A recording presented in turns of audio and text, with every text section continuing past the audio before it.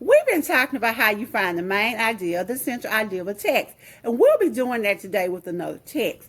We're also going to be talking about how you make an inference. And an inference is an educated guess.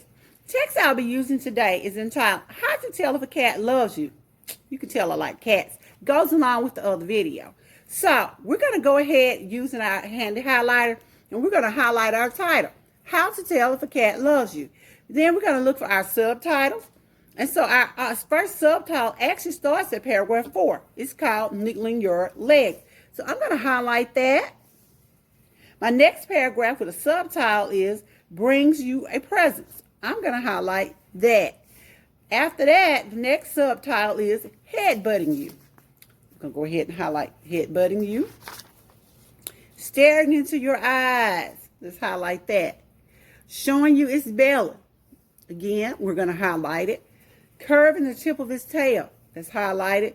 Niggling you. And we're nibbling, not niggling, nibbling you. So we'll highlight that. And we're going to read the last paragraph. And it says, not everyone is lucky enough to be a cat owner, much less be loved by a cat. But those who are count themselves lucky. And honestly, you don't want to be on the bad side of a cat. So I can already make a pretty good inference. So from using just what I have, I can guess what this paragraph or this text, what the text is about. So let's move on. And the first question that I have, and you'll be able to see it later, is what is the central idea of a text?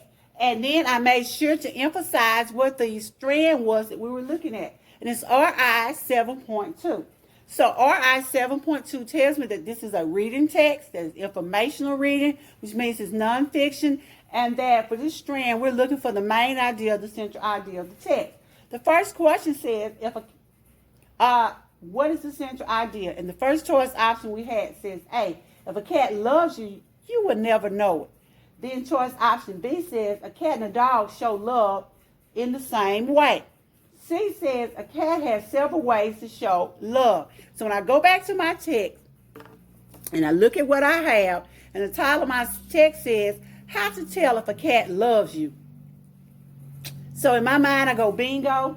I know it doesn't tell me that if a cat loves me, I will never know. As a matter of fact, it told me ways that I could know for myself. So when I go to, so I just marked that one out. That's definitely not my answer. And let me go to B. A dog and a cat show love in the same way. I don't have to be a rocket scientist to figure out that we didn't even talk about dogs in this text. So I can go ahead and eliminate choice option B. So I draw a line through it. So I'm left with choice option C, which says a cat has several ways to show love. So that's going to be my answer. I'm going to circle it, and then I'm going to move on. The next question that we had was, how can the reader infer, what can the reader infer about the author from just reading the text? So even though we didn't read all of the text and we just used the steps and we went through it, we can make some inferences about this author. So my first choice option says that he doesn't like cats. That's choice option A. Choice option B says he likes and owns cats. Or C, he has never owned a cat. So, just from what I read, I can make an inference or an educated guess. The first one said he doesn't like cats.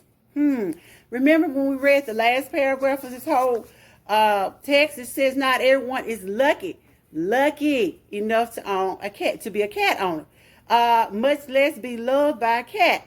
But those who are count themselves, and again you have the word lucky, positive connotation. So I can already eliminate choice option A. Let's go to B. He likes and owns cats.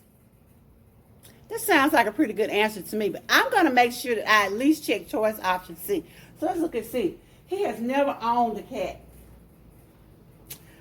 I doubt it, because if he's talking about cats, he knows this much about a cat, I can infer that he's a cat owner. So I'm going to eliminate choice option C. So that leaves me with B. So I'm going to circle B.